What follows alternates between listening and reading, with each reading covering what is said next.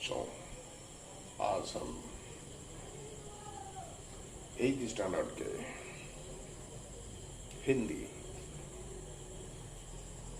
बसंत के सुदामा चरित्र पढ़ेंगे।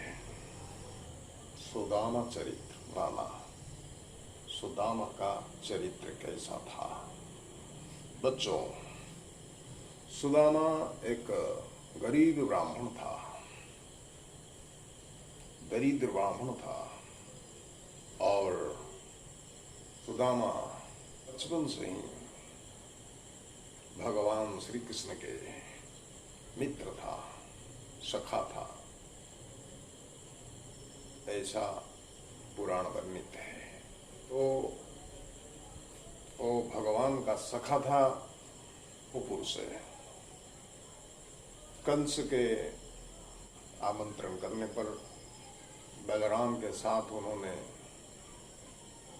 मधुपुर यानी कि मथुरा चले गए थे धनु यात्रा में हिस्सा लेने के लिए, और उस धनु यात्रा के बहाने बुलाकर कंस सोच रहा था कि श्री कृष्ण को हमेशा हमेशा के लिए मौत के घाट उतार दें। लेकिन ऐसा हुआ, खुद कंस ही मर गया। श्री कृष्ण को मारने की बात सोच सोच कर आखिर में कंस की मृत्यु हो गया। श्री कृष्ण द्वारका के राजा बन गए, द्वारकाधीश बन गए, और उनका मित्र, उनका बाल्य मित्र सुदामा दरिद्र के दरिद्र रह गया, गरीब के गरीब रह गया। लेकिन भगवान को दीनबंधु भी कहते हैं। दीनबंधु यानी दीन दुखियों के बंधु, यानी गरीब के बंधु, गरीब निवास भी कहा जाता है। लेकिन सुदामा बहुत स्वाभिमानी था, भगवान को हमेशा वो स्मरण कर रहा था, भक्ति कर रहा था, लेकिन कभी भगवान को अपने दुख के बारे में कुछ बताया नहीं और उन्हें कुछ मांगा भी नहीं, क्योंकि सुदामा सोच रहा था, हमेशा भगवान के महावाक्य पर वो चल रहा था कि भगवान का महावाक्य है, मांगने से मरना वाला उड़िए रे कहिले मागे ठारू मरी जीवा वाला। तो सुदामा गरीब था लेकिन बहुत अच्छा था। वो सदा सर्वदा भगवान को ही याद करता था, उनके भरोसे ही चल रहा था। लेकिन वो बहुत गरीब होने के नाते उसके पास फूटी कौड़ी भी नहीं थे, और वो भीख मांगकर जो लाता था उससे उसके घर के गुजारा होते थे, और वो भी फटे पुराने कपड़े पहनता था, और पत्नी, सुदामा की पत्नी, वो भी फटे पुराने साड़ी पहनते थे। बच्चे भी अच्छे वस्त्र नहीं पाते थे, खाने के लिए तरसते रहते थे। बहुत दुख की बात है, बहुत दुखी थे वो। तो इस दुख के कारण बहुत अपमानित होना पड़ता था, बहुत कुछ सहन करना पड़ता था। धर्मपत्नी ने कई बार सुदामा जी से कहा कि आपके मित्र तो इतने बड़े राजा हैं, द्वारकाधीश हैं, तुम उन्हें क्यों अपने दुख के बारे में नहीं बताते हो और उन्हें कुछ मांगते क्यों नहीं हो। एक बार ऐसा हुआ, सुदामा ने अपने पत्नी के बात मान ली और द्वारकाधीश श्री कृष्ण के पास चल पड़ा। लेकिन सुदामा के पास अच्छे चप्पल भी नहीं थे पहनने के लिए, खाली पैर चलता गया। बहुत रास्ता थे, पैरों को बहुत तकलीफ हुए, बहुत थकान हुआ।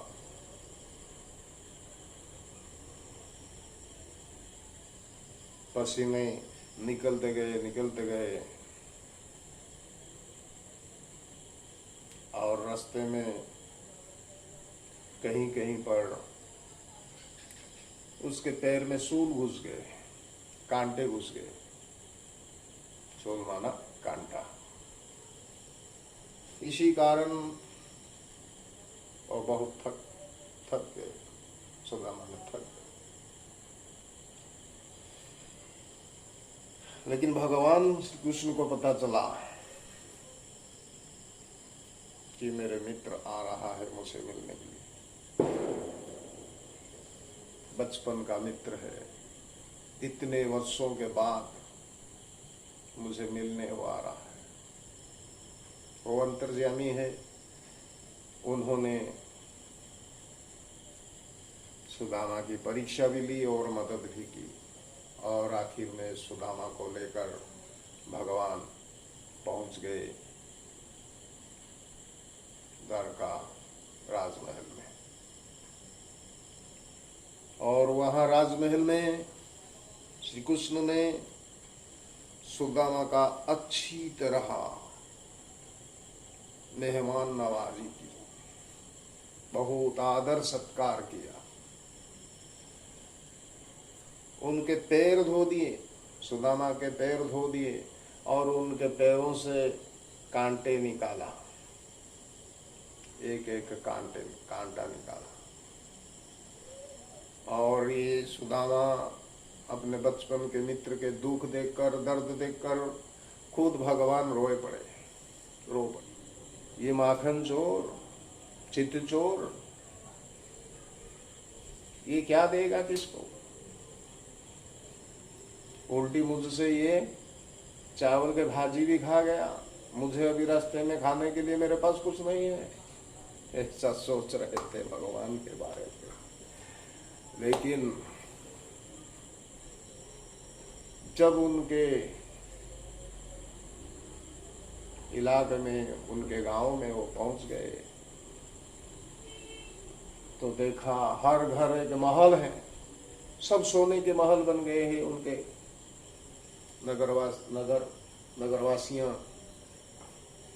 नगरवासियों के हुलिया सब परिवर्तन हो गए हैं।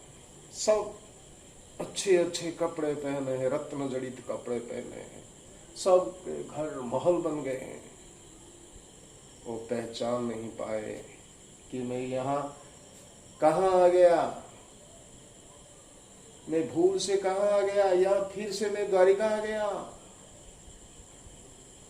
लेकिन वास्तव में वो अपने ही नगर में थे, लेकिन वो नगर को पहचाना नहीं, क्योंकि नगर का हुलिया बिल्कुल परिवर्तन हो गया था। कहाँ गरीब झोंपड़ियां थे और अभी महल खड़े हैं। पूछते गए, एक एक से पूछते गए, ये कौन सा नगर है, कौन सा जगह है, लेकिन अपने आंखों को विश्वास नहीं हो रहा था। उनके एक मित्र चक्रधर, उन्होंने आकर बताया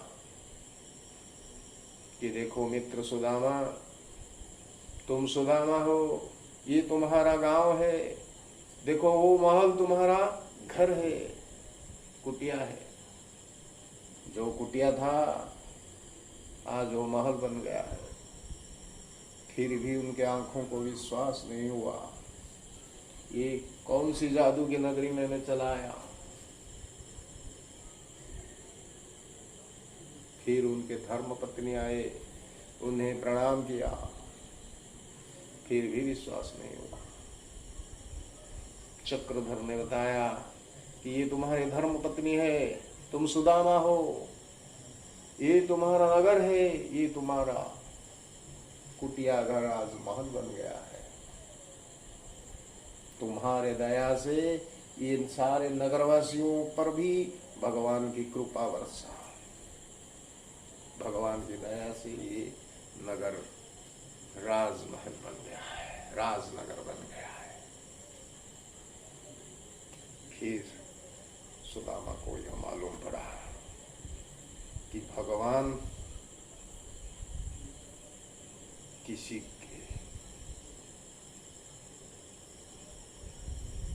कर्जदार नहीं होते हैं। भगवान एक मुट्ठी चावल लेते हैं तो पूरे महल दे देते हैं, पूरे सोने के महल दे देते हैं। यही है ये सुदामा चरित्र की बात। लेकिन गरीब सुदामा का चरित्र ऐसा था, सबको धन चाहिए था, सबने धन ले लिया, महल ले लिया, अच्छे कपड़े पहन लिए, रत्न जड़ीत। लेकिन सुदामा ने भगवान को क्या मांगा कि देखो हे मेरे मित्र, मैं वही गरीब सुदामा बनकर रहना चाहता हूं, मेरे मन में सदा वैराग्य रहना मुझे मंजूर है। मुझे आप यह वरदान दीजिए कि सदा मेरे मन में वैराग्य आए, मुझे ये संसार के माया मोह में, बंधन में फंसना नहीं है।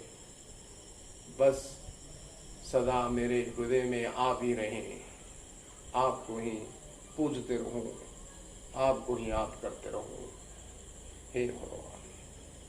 और यह हुआ, भगवान ने भी उन्हें तथास्तु कर दिया। यही है सुदामा चरित्र।